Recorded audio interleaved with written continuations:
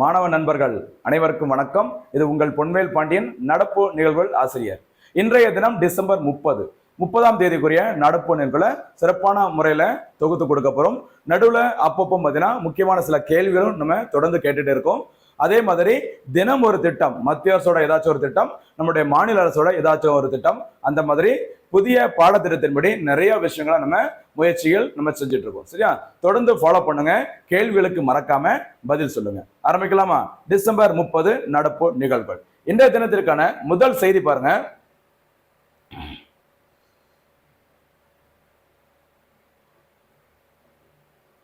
ரொம்ப ரொம்ப ஒரு முக்கியமான செய்தி. தூத்துக்குடி தொடர்ந்து செய்தியில வந்துட்டே இருக்கு. தூத்துக்குடியில் மினி டைட்டல் பூங்கா. சரி, அந்த டைட்டல் அப்படிங்கிறதுக்கு ஃபர்ஸ்ட் என்னன்னு சொல்லி பார்த்துக்கோங்க. இந்தியாவில் சரியா ஒரு முக்கியமான ஒரு பெரிய ஒரு சாஃப்ட்வேர் கம்பெனி இருக்கிற ஒரு இடம். சரியா, சென்னை தரமணியில் தொடங்கப்பட்டது. சரி, சென்னை தரமணி மறந்துடாதீங்க.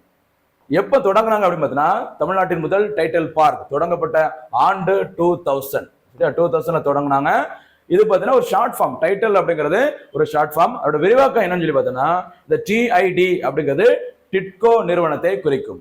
சரியா, அந்த EL அப்படிங்கிறது எல்காட் நிறுவனத்தை குறிக்கும். ஓகேவா? இந்த டிட்கோ அப்படின்னா அதோட விரிவாக்கம் உங்களுக்கு தெரிஞ்சிருக்கும்னு நினைக்கிறேன். Tamil Nadu industrial development corporation. சரி, தமிழ்நாடு இண்டஸ்ட்ரியல் டெவலப்மெண்ட் கார்பரேஷன் இது வந்துட்டு இந்த தமிழ்நாட்டில் தொழில்துறையை முன்னேற்றுவதற்கான ஒரு கழகமாக உருவாக்கப்பட்ட ஆண்டு 1965. சரியா, 65ஆம் ஆண்டுனா உங்களுக்கு என்னமா ஞாபகம் வரணும்? இந்தியாவில் முக்கியமான ஒரு அமைப்பு உருவாக்கப்பட்டது 1965ஆம் ஆண்டு. என்ன அமைப்புமா? 65ல FCI, food corporation of India. சரியா, ஞாபகம் வச்சுக்கோங்க. இந்திய உணவு கழகம் உருவாக்கப்பட்ட 65ஆம் ஆண்டு தான் டிட்கோ தமிழ்நாட்டில் உருவாக்கப்பட்டது.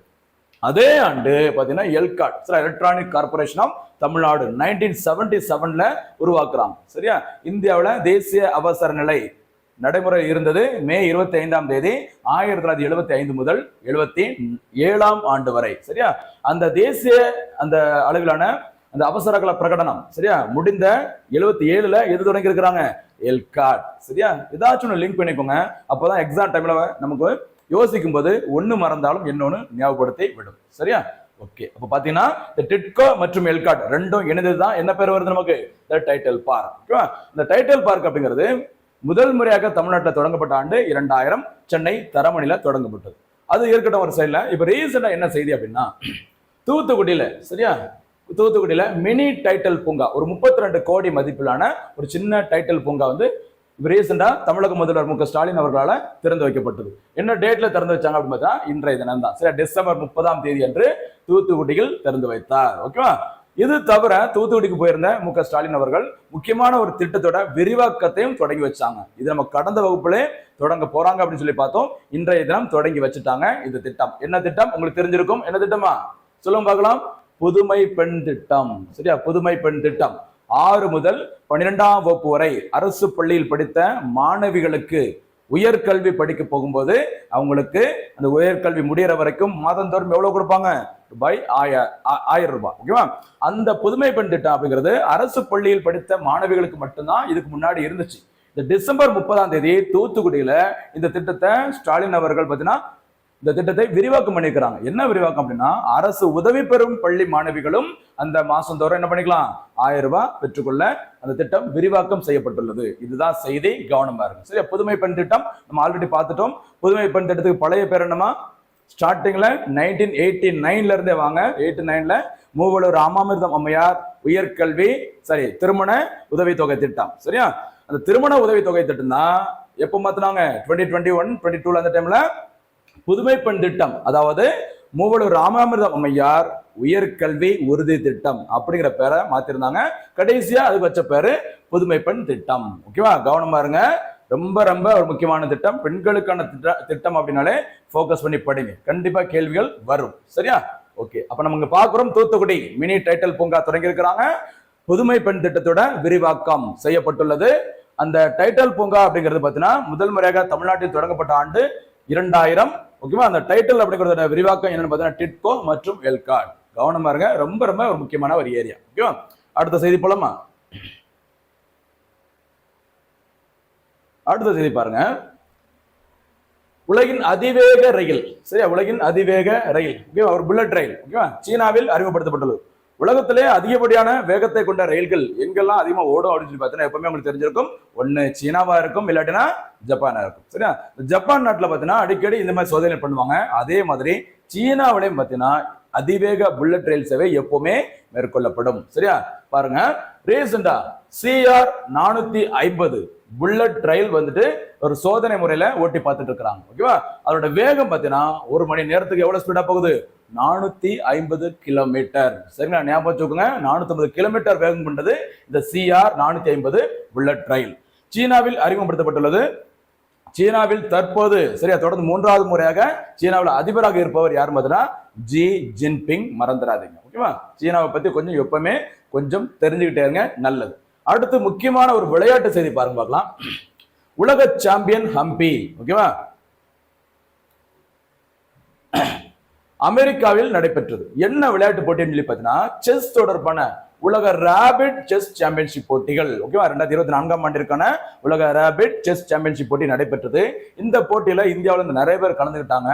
அதுல மகளிர் பிரிவில், சரியா, மகளிர் பிரிவில் இந்தியாவின் கோனேரு ஹம்பி சாம்பியன் பட்டத்தை வென்றுள்ளார். இந்த கோனேரு ஹம்பி அப்படிங்கிறவங்க முக்கியமா நிறைய போட்டிகளை இதுக்கு முன்னாடி சாதிச்சுட்டு இருக்கிறாங்க. கிட்டத்தட்ட 10-15 வருஷமா, ஓகேவா, அந்த செஸ் விளையாட்டு துறையில பயங்கரமா சாதிச்சுட்டு இருக்கிறாங்க இந்த ஹம்பி அவர்கள். ஓகேவா, 2வது முறையாக சாம்பியன். இந்த உலக செஸ் சாம்பியன்ஷிப் போட்டியில, அதுவும் பாத்தீங்கன்னா இந்த ராபிட் செஸ் சாம்பியன்ஷிப் போட்டியில 2வது முறையாக சாம்பியன் பட்டத்தை வென்ற ஒரே இந்தியர், சரியா, முதல் இந்தியர், ஒரே இந்தியர் யார் தான், நம்ம ஹம்பி அவர்கள் தான். ஓகேவா, இதுக்கு முன்னாடி இதே போட்டியில எப்போ அவங்க சாம்பியன்ஷிப் அந்த பட்டத்தை வின் பண்ணாங்க அப்படின்னு பாத்தீங்கன்னா 2019ஆம் ஆண்டு. சரியா, 19ஆம் ஆண்டிற்கு பிறகு தற்போது 2024ஆம் ஆண்டு இந்த உலக ராபிட் செஸ் சாம்பியன்ஷிப் போட்டியில பட்டத்தை வின் பண்ணிக்கிறாங்க கோனேரு ஹம்பி அவர்கள். சரியா, இது ஒரு மிகப்பெரிய சாதனை. ஏன்னா இந்த பிரிவில், இந்த போட்டி பிரிவில் 2 முறை சாம்பியன் பட்டத்தை வென்ற ஒரே இந்தியர் விஸ்வநாதன் ஆனந்த் கூட கிடையாது.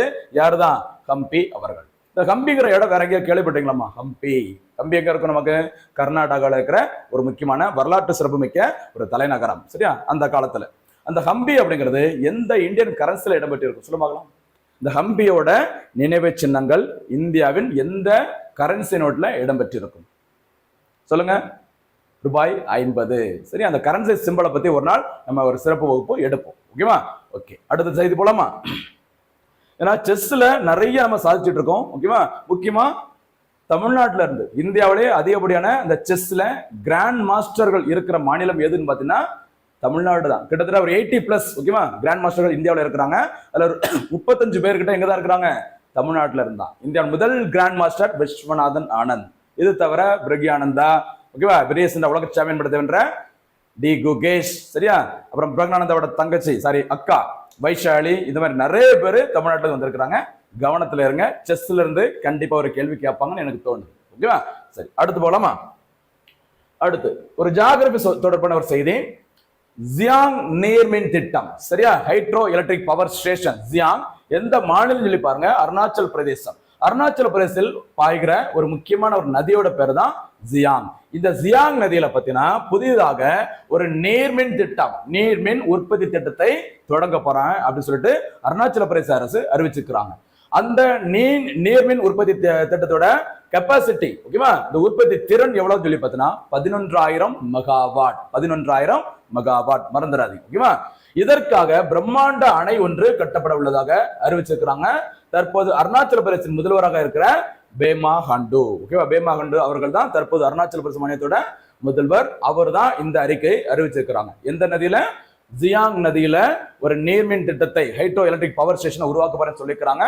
அந்த நீர்மின் நிலையம் உருவாக்கணும் அப்படின்னா கண்டிப்பா ஒரு மிகப்பெரிய அணையை உருவாக்கணும். ஓகேவா, அந்த அணையை நம்ம உருவாக்கணும் அப்படின்னா அதன் மூலம் 11,000 மெகாவாட் திறன் கொண்ட அந்த மின்சாரம் உற்பத்தி செய்ய முடியும் அப்படிங்கிற மாதிரி சொல்லியிருக்கிறாங்க. சரியா, ஓகே. இது பக்கத்துல நேத்து ஒரு ஸ்கீம் பார்த்தோம், ஞாபகம் இருக்கா?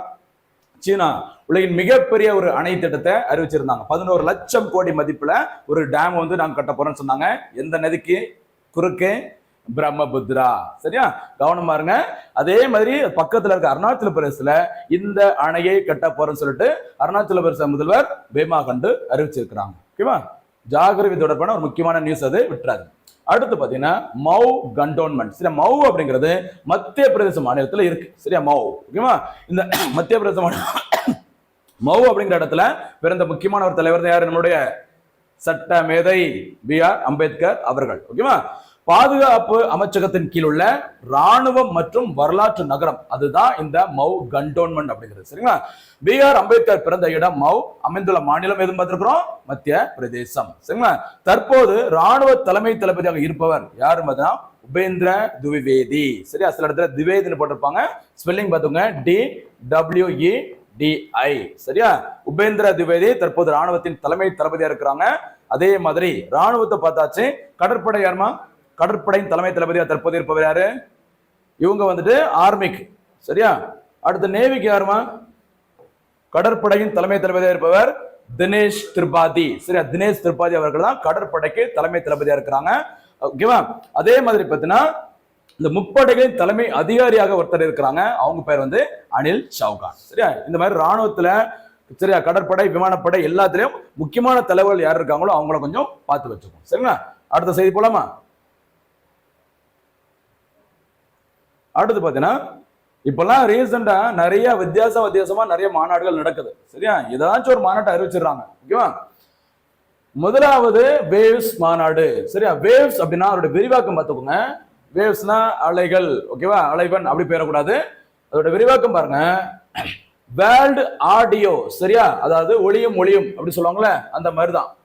ஓகேவா, ஒளி ஒளி. ஓகேவா, world audio visual entertainment summit அப்படிங்கிற ஒரு மாநாடு இந்தியாவில் முதல் முறையாக சரியா உலக ஒளி மற்றும் ஒளி பொழுதுபோக்கு மாநாடு வரும் பிப்ரவரி மாசம் 5ஆம் தேதியிலிருந்து 9ஆம் தேதி வரைக்கும் இந்த ஆண்டு 2025ஆம் ஆண்டு நடைபெற உள்ள நாடு எதுன்னு பார்த்தீங்கன்னா டெல்லி. சரிங்களா, அப்போ இந்தியாவில் முதல் முறையாக உலக ஒளி மற்றும் ஒளி பொழுதுபோக்கு மாநாடு நடைபெற உள்ள இடம் டெல்லி, பிப்ரவரி மாசம் நடைபெற உள்ளது. ஓகேவா, இங்க பாத்துக்கோங்க, இதுதான் என்னுடைய விரிவாக்கம், எல்லாம் டீட்டெயில் இருக்கு பாத்துக்கோங்க. சரிங்களா, அடுத்த செய்தி போலாமா?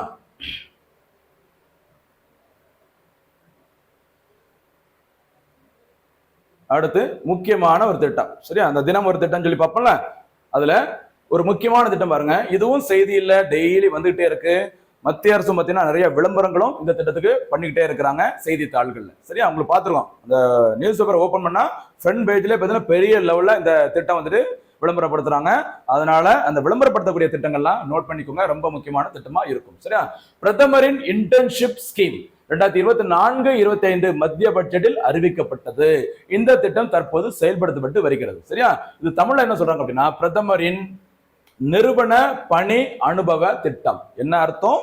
ஒரு நிறுவனங்கள்ல பாருங்க, இதன்படி அடுத்த 5 ஆண்டுகளில் 1 கோடி இளைஞர்களுக்கு, அப்ப இளைஞர்களுக்கான ஒரு திறன் பயிற்சி திட்டம், ஒரு தொழில் தொடர்பான திறன் பயிற்சி திட்டம் தான் இந்த பிரதமரின் இன்டர்ன்ஷிப் திட்டம். சரியா, இந்த திட்டத்தின் மூலம் அடுத்த 5 ஆண்டுகள்ல, இந்த பட்ஜெட்ல இருந்து அடுத்த 5 ஆண்டுகள்ல பாத்தீங்கன்னா இந்தியாவில் இருக்கிற முன்னணி 500 நிறுவனங்களில் பணி அனுபவம் பெறும் ஒரு வாய்ப்பு வழங்கப்படுகிற ஒரு திட்டத்துக்கான பேரு பிரதமரின் இன்டர்ன்ஷிப் திட்டம். சரியா, இந்த திட்டம் என்ன நன்மை அப்படின்னு சொல்லி பாத்தீங்கன்னா அடுத்த 12 மாதங்களுக்கு, சரியா, இதுல எப்ப சேர்றாங்களோ அதுல இருந்து அடுத்த 12 மாதங்களுக்கு ஒவ்வொரு மாதமும் இதுல தேர்ந்தெடுக்கப்பட்ட இளைஞர்களுக்கு எவ்வளவு கொடுக்குறாங்க? ரூபாய் 5000 வழங்கப்படுகிறது. இது தவிர அந்த பயிற்சி முடிகிற டைம்ல பாத்தீங்கன்னா மானியமாக ரூபாய் 6000 கொடுக்குறாங்க. அந்த ஸ்கீமுக்கு என்ன பேரு? பிரதமரின் நிறுவன பணி அனுபவ திட்டம். மத்திய அரசு அதுக்கு வச்ச பேரு பிரதமரின் இன்டர்ன்ஷிப் திட்டம். மறக்காதீங்க, விட்டுறாதீங்க. இளைஞர்களுக்கான வேலைவாய்ப்புக்காக நிறைய திட்டங்களை மத்திய அரசு மாநில அரசு செஞ்சுட்டு வராங்க. அதுல ஒண்ணுதான் இந்த மத்திய அரசோட திட்டம், பிரதமரின் இன்டர்ன்ஷிப் திட்டம். சரியா, அடுத்து போலாமா? அடுத்து முக்கியமான ஒரு நபர் செய்தியில வந்திருக்கிறாங்க, உங்களுக்கு தெரிஞ்சிருக்க நினைக்கிறேன், நல்ல கண்ணு 100. சரி, நல்ல கண்ணு அவர்கள் செஞ்சுரி அடிச்சிருக்கிறாங்க. 100 வயதை வந்து அவங்க கடந்திருக்கிறாங்க. அதான் செய்தியில வந்திருந்தது, நியூஸ் பேப்பர்ல அழகா போட்டிருந்தாங்க. நல்ல கண்ணு அவருடைய 100வது பிறந்த நாளை முன்னிட்டு ஓகேவா அவருக்கு பிறந்த நாள் ஒரு ஃபங்க்ஷன் வச்சிருந்தாங்க. தமிழ்நாடு முதல்வர் அவர்கள் பார்த்தீங்கன்னா நேர்ல கலந்துருந்தாங்க, நிறைய நிகழ்ச்சிகள்லாம் அதுக்காக நடத்தினாங்க. இப்ப நம்ம தெரிய வேண்டியது நல்லக்கண் அவர்கள் யாரு, இதுக்கு முன்னாடி ஏதாச்சும் விருதுகள் வாங்கியிருக்காங்களா, அதை நம்ம தெரிஞ்சுக்கிட்டா எக்ஸாமுக்கு யூஸ்ஃபுல்லா இருக்கும். சரியா, பாருங்க, நல்லக்கண் அவர்கள் கம்யூனிஸ்ட் கட்சியின் மூத்த தலைவர் ஆர் நல்லக்கண்ணு அவர்கள். இவருடைய 100வது பிறந்த நாள் இப்ப ரீசெண்டா கொண்டாடி இருக்காங்க. அதனாலதான் செய்தியில இடம்பெற்றிருக்கு. ஆனா எக்ஸாம்ல இவங்களை பத்தி என்ன கேட்பாங்க அப்படின்னா ரொம்ப முக்கியமானது பாருங்க. 2022ஆம் ஆண்டிற்கான தகைசால், சரியா, தகைசால் தமிழர் விருதை வென்றவர் ஆர் நல்லக்கண்ணு அவர்கள். ஓகேவா? தமிழ்நாடு அரசானது 2021ஆம் ஆண்டு முதல், சரியா, தமிழ் மொழிக்கும் தமிழர்களுக்கும் சிறப்பான பணியாற்றியவர்களுக்கு என்ன விருது வழங்கிட்டு வராங்க? தகைசால் தமிழர் விருதை வழங்கிட்டு வராங்க. இந்த விருது முதல் முறையாக வழங்கப்பட்ட ஆண்டு 2021ஆம் ஆண்டு. யாருக்கு வழங்கப்பட்டதுமா? முதல் முறையாக சங்கரையா அவர்களுக்கு. அவரும் கம்யூனிஸ்ட் கட்சியோட மூத்த தலைவர் சங்கரையா. 2021 சங்கரையா அவர்கள், 22ஆம் ஆண்டு இந்த நல்லக்கண்ணு அவர்கள். 3ஆம் ஆண்டு, அதாவது 2023ஆம் ஆண்டு தகைசால் தமிழர் விருது யாருக்கு வழங்கப்பட்டது அப்படின்னா திராவிட கழகத்தை சேர்ந்த கி வீரமணி அவர்களுக்கு வழங்கப்பட்டது. சமீபத்துல, அதாவது கடைசியாக 24ஆம் ஆண்டிற்கான தகைசால் தமிழர் விருது யாருக்கு வழங்கப்பட்டது அப்படின்னா யாருக்கு வழங்கப்பட்டது? குமரி அனந்தன் அவர்களுக்கு. சரியா? காங்கிரஸ் கட்சியில ரொம்ப நாளா இருக்கிற ஒரு முக்கியமான ஒரு தலைவர் குமரி அனந்தன். அவங்க யாருடைய அப்பா? தமிழிசை சவுந்தரராஜன். சரியா? தெலுங்கானாவோட முன்னாள் ஆளுநர் தமிழிசை சவுந்தரராஜன் அவருடைய அப்பா தான் குமரி அனந்தன். அவரு தான் 4வது முறையாக, சரியா, 4வது தடவையாக இந்த விருதை 2024ஆம் ஆண்டு பெற்றவர் யாரு? குமரி அனந்தன். இதுல இன்னொரு விஷயம் என்னன்னு பாத்தீங்கன்னா, இந்த தகைசால் தமிழர் விருதுக்காக வழங்கப்படும் பரிசு தொகை எவ்வளவுமா? ரூபாய் 10 லட்சம். சரியா? ஒரு சில பரிசுகளுக்கு தான், இந்த விருதுகளுக்கு தான் இந்த பரிசு தொகை 10 லட்சமா இருக்கும். அது முக்கியமான ஒரு பரிசு தகைசால் தமிழர் விருது. எவ்வளவு கொடுக்குறாங்க? ரூபாய் 10 லட்சம். சரியா? ஓகே. அடுத்து தமிழ் பயிற்றுவிக்கும் திட்டங்கள். ரீசெண்டா பாத்தீங்கன்னா ஒரு சில திட்டங்கள் தமிழ் தொடர்பான, இப்போ நேத்து கூட பாத்தீங்கன்னா சண்டே நரேந்திர மோடி அந்த மங்கி பாத் மக்களுடன் அப்படிங்கிற மாதிரி ஒரு இந்த வானொலியில பேசிட்டு இருக்கிறார்ல, அந்த திட்டத்துல அந்த பேச்சுல பாத்தீங்கன்னா பிரதமர் மோடி தமிழ் மொழிக்காக நாங்க சில விஷயங்கள்லாம் பண்ணிட்டு இருக்கிறோம், தமிழ் மொழி பேசுறவங்களோட எண்ணிக்கை அதிகரிச்சிருக்கு அப்படின்னு நிறைய சொல்லியிருந்தாங்க. அதுல மத்திய அரசு தமிழ் மொழிக்காக என்ன பண்ணிருக்கிறாங்க, ரீசெண்டா அதே மாதிரி தமிழ்நாட்டில இருந்து என்ன திட்டங்களை அறிவிச்சிருக்கிறாங்க இந்த தமிழ் மொழியை வளர்ப்பதற்கு. அதை லைட்டை நம்ம பார்க்கலாம். பாருங்க, தமிழ் பயிற்றுவிக்கும் திட்டத்தை மத்திய அரசு ரீசெண்டா பாத்தீங்கன்னா ஃபிஜி நாட்டில், சரியா, ஃபிஜி நாட்டில் பாருங்க நவம்பர் 2024 தொடங்கியிருக்காங்க. ஜேஐ நவம்பர் 2024 தொடங்கியிருக்கிறாங்க. இந்த திட்டமானது தமிழக அரசு மற்றும் மத்திய அரசு உதவியுடன் தொடங்கப்பட்டது. எந்த நாட்டிலமா? ஃபிஜி நாட்டில். ஃபிஜி, மொரிசியஸ், ஸ்ரீலங்கா இங்கெல்லாம் பார்த்தீங்கன்னா அந்த தமிழ் மொழி அப்படிங்கிறது ரொம்ப முக்கியத்துவம் பெற்றது. சில கரன்சி நோட்ல இடம்பெற்றிருக்கும், ஆட்சி மொழியில இருக்கும். அதெல்லாம் கொஞ்சம் நோட் பண்ணிக்கோங்க. சரியாமா? அடுத்து இது மத்திய அரசு உதவியில. அடுத்து பார்த்தீங்கன்னா தமிழ்நாடு அரசு மேலும் அறிக்கை கொடுத்திருக்காங்க பாருங்க. தமிழ் பரப்புரை கழகம், குரல் முற்றோதல் மற்றும் மாபெரும் தமிழ் கனவு, இந்த 3 முக்கியமான திட்டங்களை தமிழ் மொழி வளர்ப்பதற்காகவே தமிழ்நாடு அரசு இந்த திட்டத்தை அறிவிச்சிருக்கிறாங்க. அதாவது தமிழ் பரப்புரை கழகம் அப்படின்னா என்னன்னு பாத்தீங்கன்னா, வெளிநாடுகள் இருக்கிற நபர்கள், சரியா, தமிழ் மொழியை கற்றுக்கணும், சரியா, தமிழர்களா இருப்பாங்க அல்லது வெளியில போயிட்டு அவங்க தமிழ் தெரியாம இருப்பாங்கல்ல, அவங்களுக்கு தமிழ் மொழியை கற்றுக் கொடுப்பதற்காக ஒரு திட்டம் தொடங்கப்பட்டது. அதுக்குதான் என்ன பேரு? தமிழ் பரப்புரை கழகம். சாரி, குரல் முற்றோதல். குரல் முற்றோதல் திருக்குறள். ஓகேவா? மொத்தம் எத்தனை திருக்குறள் உங்களுக்கு தெரிஞ்சிருக்கும்? 1330 திருக்குறள். சரி, அந்த 1330 திருக்குறளையும் யாரு கரெக்டா அப்படியே ஒப்பிக்கிறாங்களோ அவங்களுக்கு தமிழ்நாடு அரசு சார்பில் எவ்வளவு கொடுக்குறாங்க? ரூபாய் 15,000 வழங்கப்படுகிறது. அந்த திட்டத்துக்கு என்ன பேரு? குரல் முற்றோதல் திட்டம், அதாவது திருக்குறள் முற்றோதல் திட்டம். ஓகேவா? அடுத்து மாபெரும் தமிழ் கனவு திட்டம். சரியா? இது யாருக்குன்னு நம்ம பார்த்த திட்டம். மாபெரும் தமிழ் கனவு அப்படிங்கிறது கல்லூரி மாணவர்களுக்கான ஒரு முக்கியமான திட்டம். சரியா? படிக்கிற கல்லூரி மாணவர்களுக்கு, ஓகேவா, நம்ம ஸ்கூல் லெவல்ல தமிழ் மொழியெல்லாம் ஒரு ஆர்வமா கத்துப்போம். காலேஜ் லெவல்ல போனதுக்கு அப்புறம் அந்த தமிழ் மொழி மேல ஒரு ஆர்வம் போயிடும். ஏன்னா அந்த அளவுக்கு முக்கியத்துவம் அவ்வளவுதான் இருக்கும். அதனால அந்த கல்லூரி மாணவர்களின் தமிழ் மீதான ஆர்வத்தை தூண்டும் வகையில் ஒரு திட்டத்தை தமிழ்நாடு அரசு தொடங்கினாங்க. அதுக்கு என்ன பேரு? மாபெரும் தமிழ் கனவு திட்டம். இந்த திட்டத்தின்படி பல்வேறு தலைப்புகள்ல பேச்சு போட்டி, சரியா, அந்த மாதிரி நிறைய போட்டிகள் நடத்தி எப்படியாச்சும் தமிழ் மீது மாணவர்களுக்கு, எந்த மாணவர்களுக்கு? கல்லூரி மாணவர்களுக்கு தமிழ் மீதான ஆர்வத்தை தூண்ட வேண்டும். அதற்கான திட்டம் என்ன திட்டமா? மாபெரும் தமிழ் கனவு திட்டம். திட்டங்களுக்கு எப்பவுமே முக்கியத்துவம் கொடுங்க.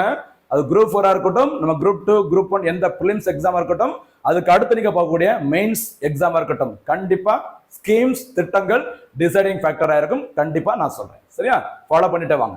அடுத்த செய்தி போலாமா? அடுத்த இன்றைய தினத்திற்கான ஒரு சோகமான செய்தி, கடைசி செய்தியை நம்ம பார்க்க போறோம். என்ன செய்தி அப்படின்னா, தென்கொரிய விமான விபத்து. சர்வதேச செய்திகளாம் அந்த அளவுக்கு முக்கியம் இல்லை இப்போ ரீசெண்டா உள்ள ட்ரெண்ட் படி. ஆனாலும் ரொம்ப முக்கியமான விஷயங்கள் நடந்துச்சுன்னா அதை நோட் பண்ணி வச்சுக்கோங்க. ரொம்ப ரொம்ப ரொம்ப முக்கியத்துவம் கொடுத்து எல்லாத்தையும் படிக்காட்டினாலும் ஒரு சில விஷயங்களுக்கு முக்கியத்துவம் கொடுத்து பாருங்க. சரியா? சரி, பாருங்க. தென்கொரியாவில் ரீசெண்டா ஒரு விமான விபத்து ஏற்பட்டு கிட்டத்தட்ட ஒரு 179 பேர் பார்த்தீங்கன்னா உயிரிழந்திருக்கிறாங்க. ஒரு சோகமான ஒரு சம்பவம்.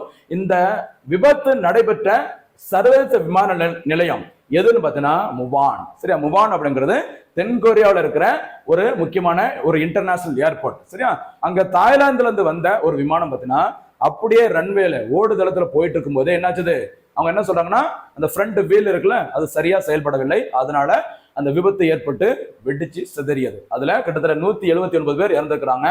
இந்த விமானத்தோட பேரு போயிங் 737-800. ஓகேவா, இது எந்த நிறுவனத்திற்கு சொந்தமானது அப்படின்னு பார்த்தீங்கன்னா ஜேஜு ஏர் நிறுவனத்திற்கு சொந்தமானது.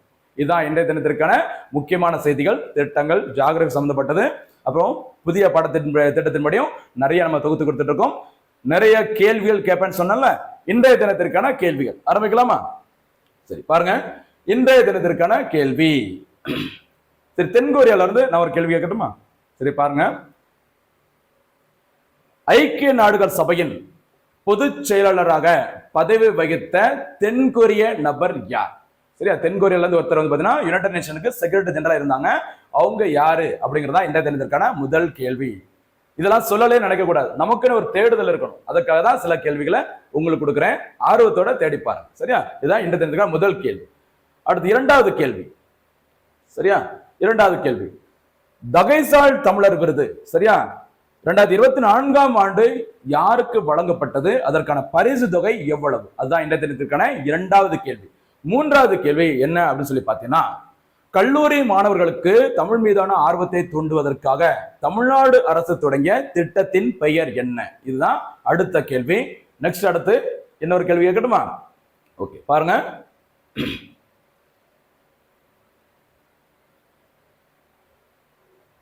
சமீபத்தில் சியாங் நீர்மின் உற்பத்தி திட்டத்தை எந்த மாநிலம் அறிவிச்சிருக்கிறாங்க? இதுதான் இன்றைய தினத்திற்கான அடுத்த கேள்வி. ஓகேவா, ரொம்ப ரொம்ப முக்கியமான கேள்விமா ஜியோகிராஃபில. அடுத்து